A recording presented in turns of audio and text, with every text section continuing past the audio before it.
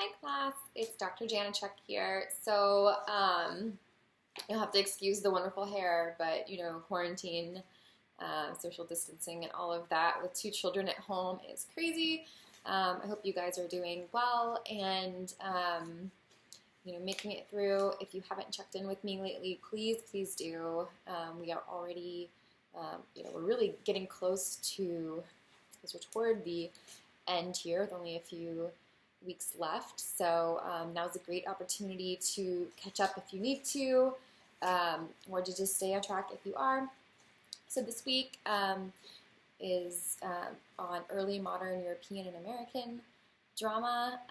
You guys have a reading called The Divine Narcissus, and it's a Loa with an auto sacramental. And just to distinguish, so the Loa is like the frame narrative, essentially, that sets up this dramatic enactment of the Eucharist, which is the auto sacramental. Okay, so the auto sacramental in this play does not start until page 33, I believe, in the PDF. And you don't actually, you can't see it because it's PDF, right? But there's no text that really describes how the mystery is of the Eucharist is enacted. But no, like they're enacting the mystery of transubstantiation, right? Because this is Catholic drama, and so they're treating the sacrament of the Eucharist and trying to dramatize the act of God making His flesh into Holy Communion. And so that's what the auto sacramental portion is, and then the frame, the setup is the Loa, and so here that's that exchange between America, Occidental, and zeal and religion, right? So that sort of frame narrative sets you up for appreciating this mystery, which according to this frame, America and Occidental, which are sort of the heathen lands or peoples who are being colonized by Spain and Catholicism and are being brought the Christian religion, and so colonized not only in terms of occupation, but also religious, the spread of religion as well, and so spreading religion as well as political governance as well. And so that confrontation between two cultures, which we saw in The Tempest as well, is being treated in a different sense here. So this week allows us to continue considerations of colonialism and the interaction between cultures and representations of power and right to land and other things like that, but also here, since it is a religious drama, an exploration of the relationship between force and faith. And so that's what your discussion post asks you to engage with. One of the options, right? So just to go over it, the options you have for this week, you have two prompts, and you always pick one and you explore it in detail. So first, you can choose to explore the conflict or tension between sort of the militarism of zeal and the gentle mercy of religion. And so it asks you to think about the relationship between faith and force as represented in this play specifically, and not just, maybe in your faith journey or in your understanding other faith journeys. And you can definitely expand your post out to consider that, but the focus is text-based here. So what are you seeing in this play? What is this play setting up as the relationship between faith and force? And always bring in quotations to support your claims, to show that what you're saying is not just unsupported ideas, but actually things that you can back up with quotational evidence.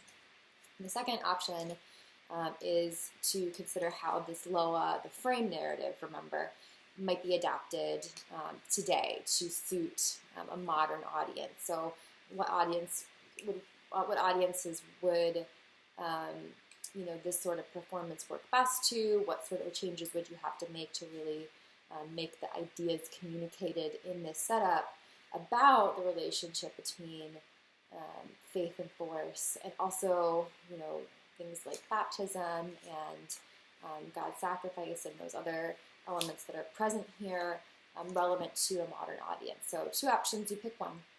You have your notes and quiz, as always, and note that these quizzes are helping you study and build toward your final in week 8. And then you have your creative engagement, which I'm going to talk about in a minute.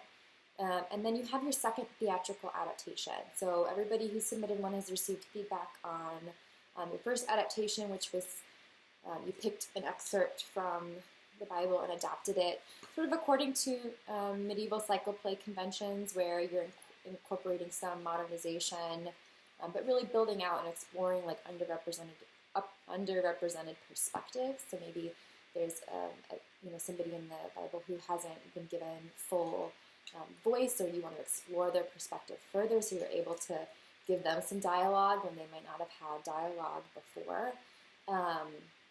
And so, you've done that, you've received feedback from me and your peers, and then now you are going to take that adaptation and revise it according to genre conventions for one of the other genres or eras we've explored. So you've already done the medieval one, so you can't pick that again, but you could do ancient Greek drama, and so you need to make sure you're picking at least 5 conventions of that genre and applying it to your adaptation. Okay, so how, for the Greek one, like how are you incorporating elements like hamartia and catharsis and anagnoresis? How are those elements present in your further adapted version, because you're readapting it to suit this particular genre? Whereas, the tragedy, is there a chorus that's sort of expounding on what's going on? Costuming, are you using masks like in the ancient Greek drama, and other things like that? So attending to the material resources and all the other things you know about each genre. What changes do you need to make to that play to make it really suit the genre? You could do Shakespearean drama, so really include some soliloquies there, or other elements that are particular to that genre. The Japanese theater, so again, using masks, using enclouding versus illumination, things like that. Those elements need to be present in your adaptation. So it should be clear which genre you're adapting it to, and then it needs to have at least 5 elements that are shared within that genre. Okay, so you're doing that new adaptation this week. So this is number 2 of your adaptations, and you can pick even this week too if you'd like to do early American drama. This was 1600s, so we're moving past early modern. We're still sort of within the early modern period, but within the Americas and not within early modern British drama tradition. So very different in that regard, because remember, in Protestant England, religious dramas weren't enacted anymore because they thought it was profane to try to represent those things on stage. But in elsewhere in the world, that was not the case. So we're looking at religious dramas, but in the Americas as well here. So, okay, so creative engagement, some people have been having questions on. It's the same thing every week. You pick one of these options listed on that long list of options. You cannot repeat one that you've already done, and you apply it to the week at hand. So this week needs to be specific to this play, The Divine Narcissus, and this genre. Okay, so for instance, if you were to pick material culture, the resources available to you are pictures of the Auto Sacramentale, a different one, La Paz Universal, and so you would need to think about the costuming and other elements represented in these photos of the Auto Sacramentale portion of similar dramas. Again, not the same one, here. And then, another option would be plot diagram. How would you map out the plot of this play according to Freytag's pyramid, or according to Aristotle's conception of, introductions, the middle and then the conclusion. You might have a difficult time finding reviews. I don't believe any are linked this week, but I could be wrong. I don't think. No, we just have the University of Miami's enactment of the Loa portion, which is a very sparse version because there's no costuming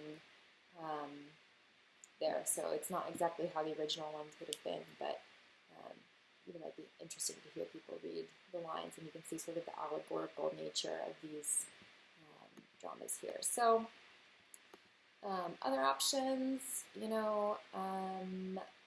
short story, like how would you make this Loa portion at least into a short story, or just a particular scene of it, and develop it, exploring an underrepresented perspective in more detail, adding some feelings, adding some additional insight there.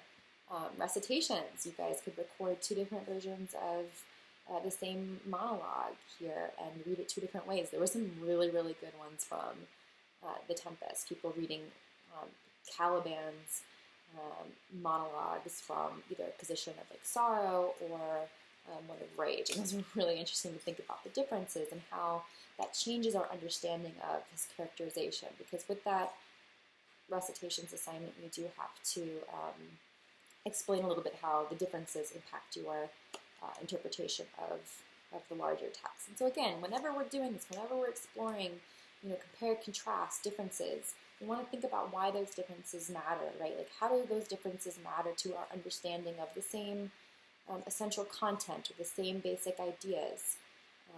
People noted in the discussion posts comparing the 2 different portrayals of Caliban versus in the film version with Helen Mirren versus the photographs from the Globe.